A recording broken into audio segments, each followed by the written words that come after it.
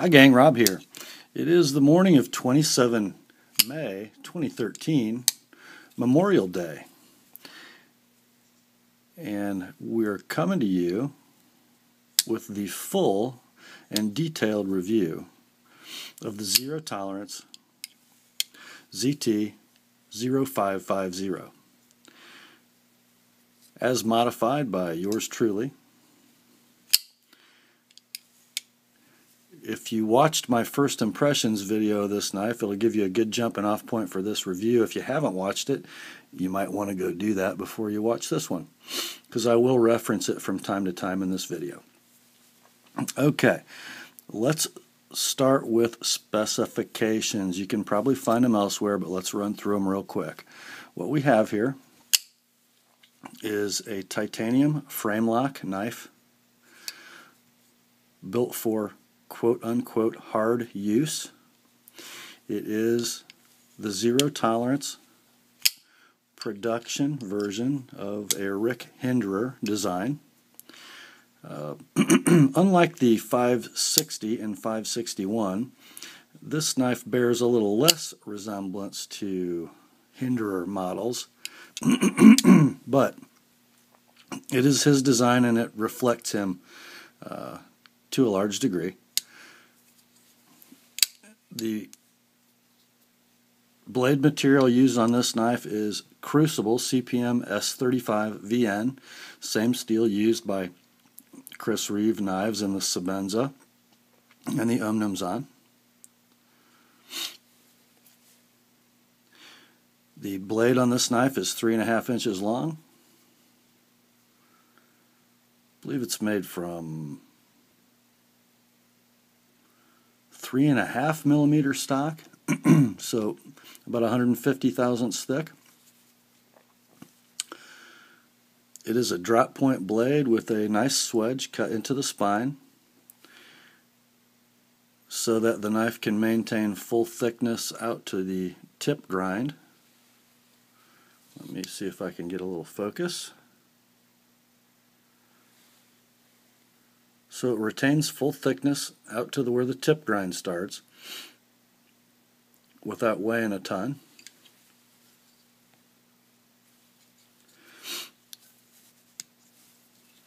The handle length on this knife is 4 5/8, which gives you an overall length of 8 1/8 inches. Look at the thickness of that slab of titanium. The titanium slab is as thick as the blade stock. Now, it's a little bit of an illusion. On the opposite side of the knife, we have a stainless steel liner and a G10 scale. Combined, they're almost as thick as the titanium.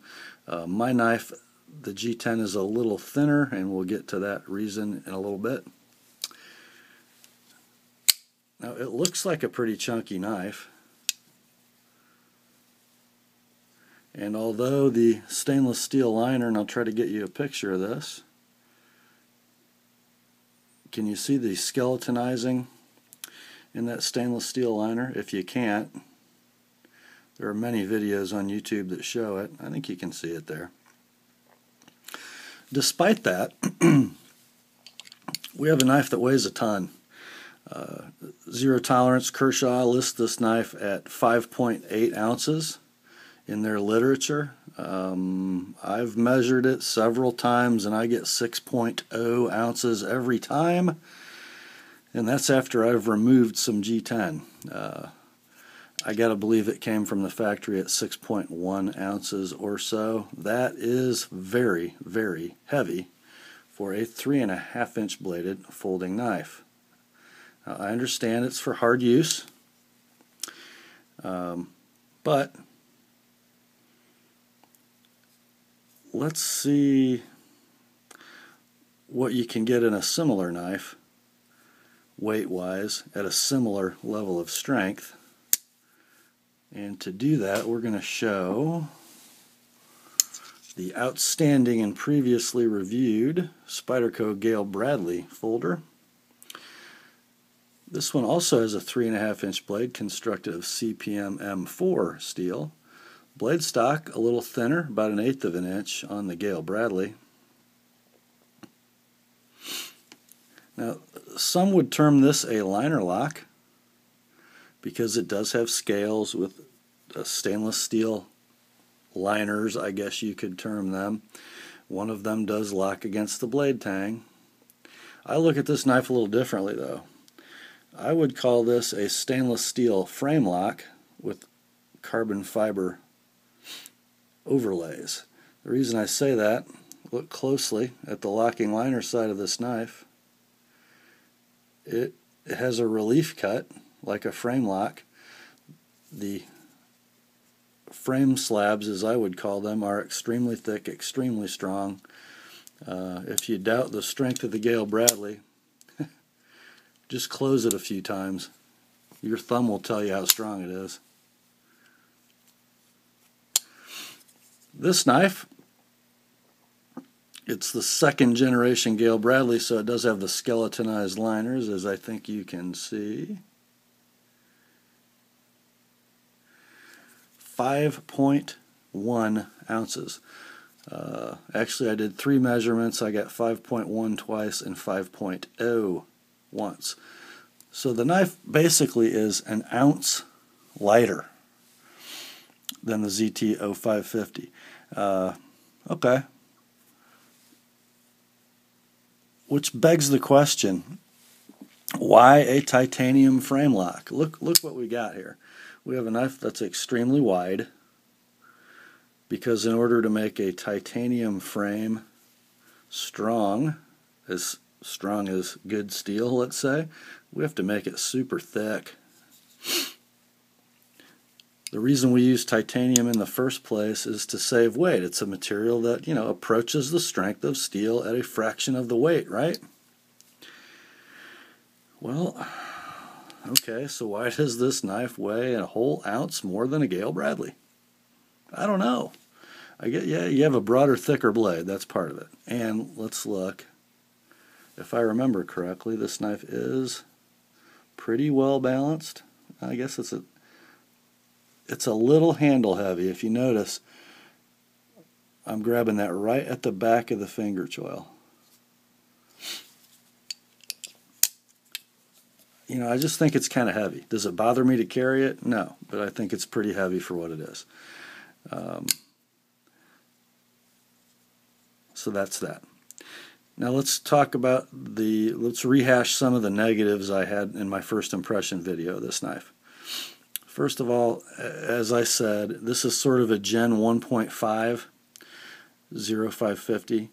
It has the new style clip. The titanium side is drilled for the new style clip. However, over here on the off side, which is my side because I'm left-handed, you have a Gen 1 liner that is re-drilled to accept this clip, but it can't be put in the same location as it would on the TI side because there is a lightening hole in the steel liner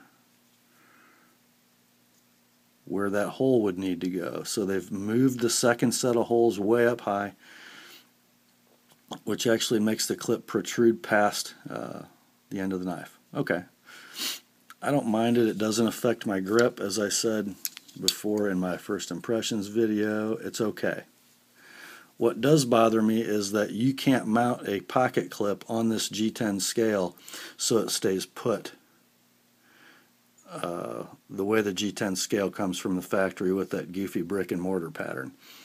The clip cannot mount to a flat surface, it cannot get a bite in the G10, and the slot between the screws and the holes in the pocket clip allow it to move like a 1/4 inch this way and that. Also, I didn't have enough threads on the end of my factory screws to get to the steel liner on the G10 side of the knife. I could not tighten the pocket clip. I had to call Kershaw and order some new screws. They're sending me new screws and a new pocket clip. My knife today is wearing the pocket clip screws from my Benchmade 710, which are exactly the right size for the purpose of this review. I will say this, Kershaw /0 tolerance is awesome to deal with on any kind of warranty issue. No questions asked. They asked me what kind of a knife I had, what my problem was, told them what I wanted, and they said no problem, we'll get them into the mail this week. That's how it ought to be, guys. Well, the screws ought to be hardened too, but that's another issue. So that was one of my issues with this knife. And I'm going to forgive some of that because this was sort of a changeover knife. It's not quite a Gen 1, it's not quite a Gen 2. So the whole location I'll forgive, the screw quality I will not, and the design for pocket clip mounting, still bad. If you notice, my G10 no longer has a brick and mortar pattern. I sanded it smooth. And it is so much better looking, and I really don't sacrifice any grip at all. I might play around with sandblasting that scale to kind of give it some more grip, but I might not. Okay, that was one of my negatives, clip issues and hole location. Here's another one, and this is going to start sounding familiar. At the back of the edge grind, we have issues. I really don't love what Rick Hinder does with this plunge grind, and he does it on a lot of his knives. We have a lot of plunge radius as we approach the knife bevel. And when that carries down to the cutting edge, as it does on this one, in order to get the knife sharp all the way to the back of the cutting edge, we end up with this goofy flared area that goes into the plunge radius. There's still actually a little bit of a flared tip, I guess I would call it.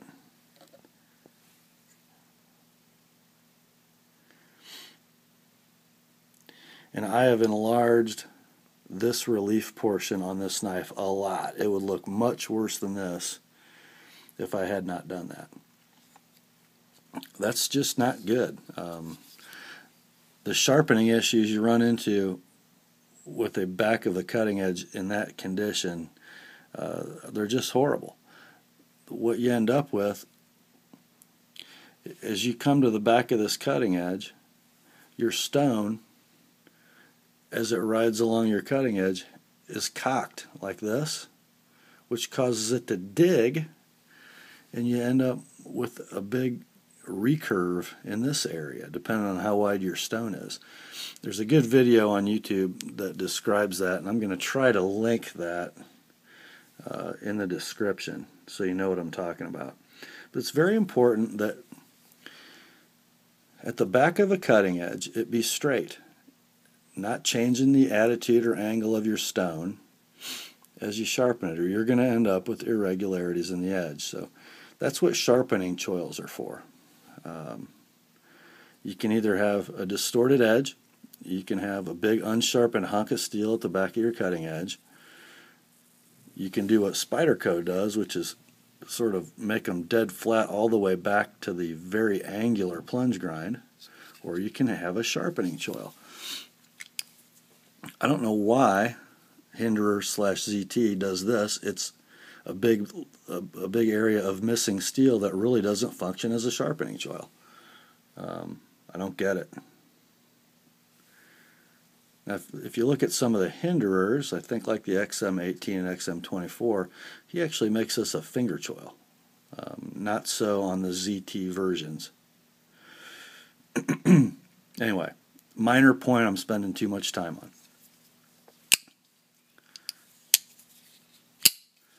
Now let's get into the good stuff. Let's talk about the blade. As I said, 3.5 inches of S35 VN steel. Thick. Fairly broad, narrowing nicely at the tip. A reinforced tip, but still fine enough for cutting tasks.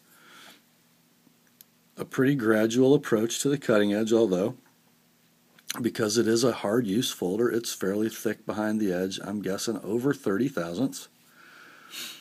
And you can tell that as I reprofile this cutting edge or this approach grind at 30 degrees inclusive, I ended up with a pretty wide secondary bevel. I got no problem with that. It is a hard use knife. The S35 VN, after I sharpened off Kershaw's jacked up burned edge, appears to be holding an edge very well once I got to the good meat.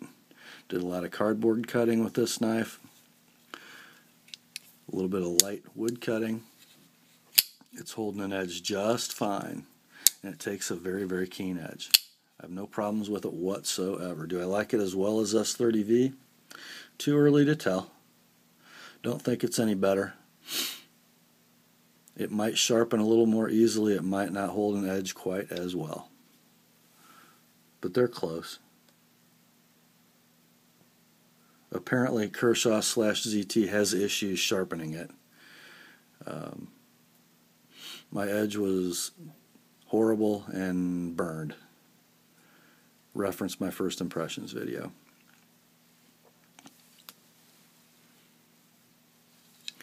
How about ergonomics? Pretty good, even for a left-hander with a smooth G10 side. The jimping on the spine of the blade is in exactly the right place. I don't really prefer it to be this coarse and this sharp at the same time, because a lot of the meat of your finger sinks down in between the ridges, and the sharp corners do get a little bit painful. But it does its job, and let's face it, this is marketed as a hard-use knife, and it looks bad. The jimping on the bottom, where the pinky sits, I don't find to be uncomfortable at all. I find my ring finger sinking into the lock relief. My pinky's sort of along for the ride, so even under hard use cutting, it doesn't really dig into my pinky. I like the fact that there's nothing up here, so that when I do use the knife hard, I'm not being destroyed by sharp ridges in a knife handle. I get a full 4-finger grip. The saber grip is perfect. The hammer grip is perfect. The reverse grip is perfect. I got no issues with the handle, although it is a little square-shouldered for as wide as it is, and that it gets a little uncomfortable, but no hot spots.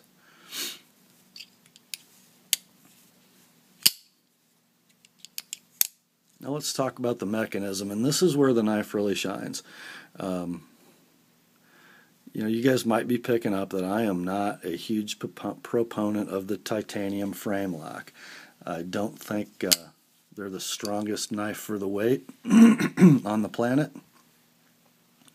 and I think they're hard to execute well.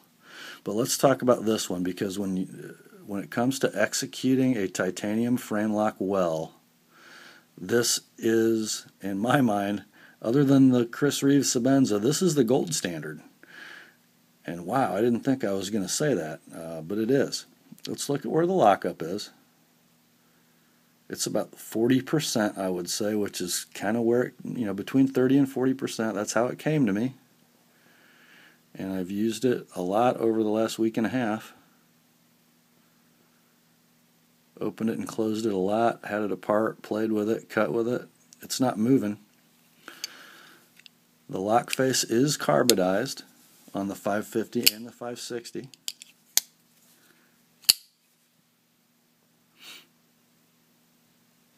I'm going to close the knife a minute and have you look. I haven't cleaned this blade tang in a couple days because I want you to see the engagement pattern.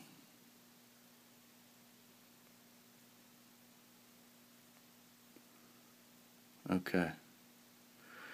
Look at that. The full height of the lock bar is engaging the blade tang, leaving a nice even wear pattern. Let's see what we have for lockup. I've got absolutely zero up and down play. I've got absolutely zero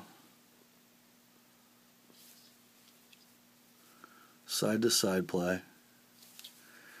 It's just perfection. And listen for stick. There just is none. There's no stick. Perfect lockup. I mean perfect. Every time. Not an overly strong lock bar to disengage. And I want you to look at the smoothness of this knife. It's a heavy knife. It's built strongly. It's got rock solid lockup, but look at this.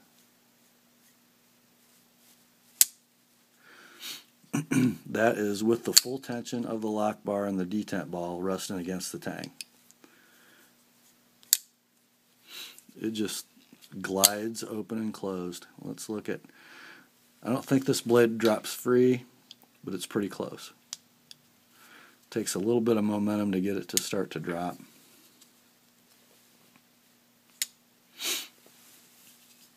But just dead smooth. The detent on these knives comes pretty tight from the factory, much like it would if it was a flipper like the 560. I love that. It does wear in just a little and becomes easier, and I want you to look at the ease with which this knife deploys. I'm going to lay my thumb right here between this peak and the thumb stud, almost on top of the thumb stud, and I'm going to use zero wrist movement and as little thumb movement as I can, and watch how it flies out.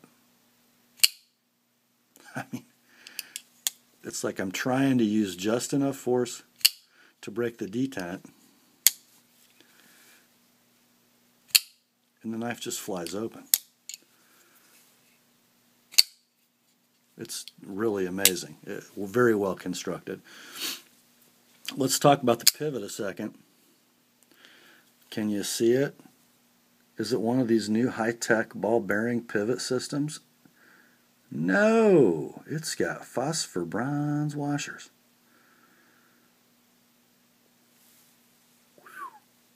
You guys need to watch my pivot bearing video in which I feature this knife, because the nature and construction of the pivot is one of the big reasons I bought this 550 over the 560, which has a ball bearing pivot. This knife is designed for hard use. It needs bearings, and these washers are bearings, which withstand lots of side-to-side forces and still operate smoothly. Does it look smooth to you? Yeah, it looks pretty smooth to me. And zero wear, zero play, just beautifully constructed. I will say this about this knife. Other than the hand operations and the changeover issues, the stuff that's done to these knives on machines, you know, on the CNC equipment, is unbelievably good.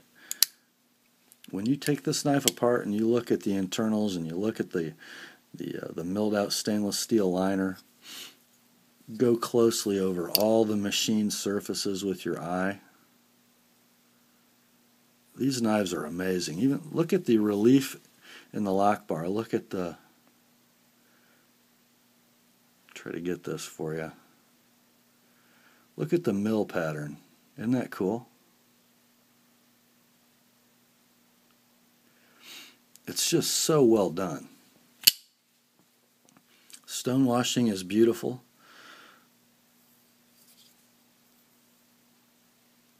Very wear resistant. I cut through a ton of cardboard with this, and when I got done, it looked like there was some wear on the stone wash, but after I cleaned it, you can't tell it was there.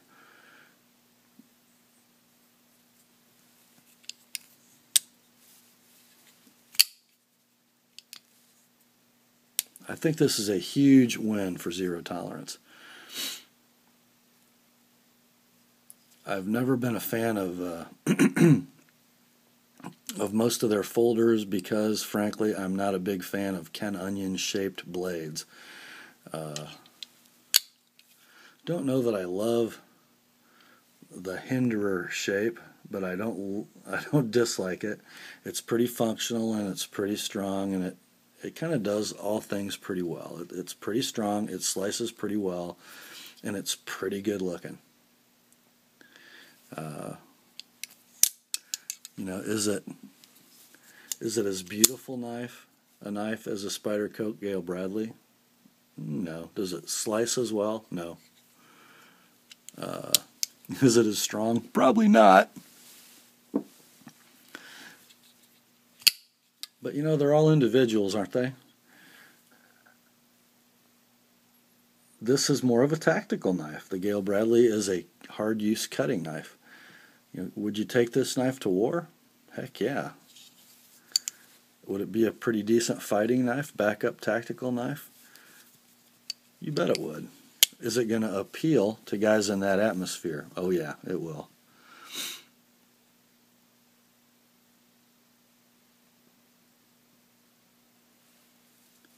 I'm going to put this in the excellent category for me, not the outstanding category, because part of that is just my own bias, objective though it may be, against titanium frame locks.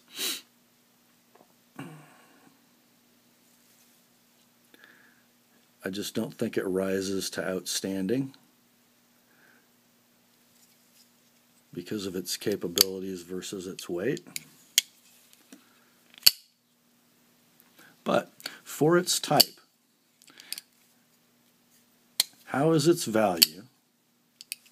How does it stack up against other titanium frame locks of 3.5 inch or so size in that $150-ish price range? Well, I think it's excellent. It's a lot more knife, let's say, than a Spyderco Sage 2. A lot more knife. I think it's a better knife than its big sister, the 560. Mostly because of handle design, pivot design, and jimping design. It's not as attractive as the 560. It's not as long as the 560, but I think, when they're both 10 years old, the 550 is going to be a lot better knife than the 560. I enjoy this knife. It's not my all-time favorite, but I'm glad this representation of the type is in my collection. It'll not be for sale.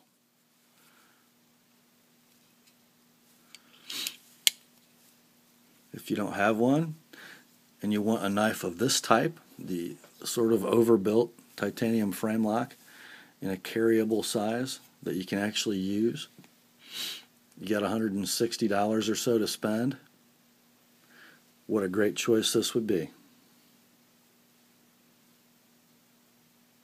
And of course, if you need a good edge put on it, you know who to call. Well, happy Memorial Day, guys. And for those of you who are veterans watching, thank you for your service. And let's all remember the service of those fallen in defense of our country and what we hold dear. Thank you. Grace and peace, guys, and remember, the word is sharp.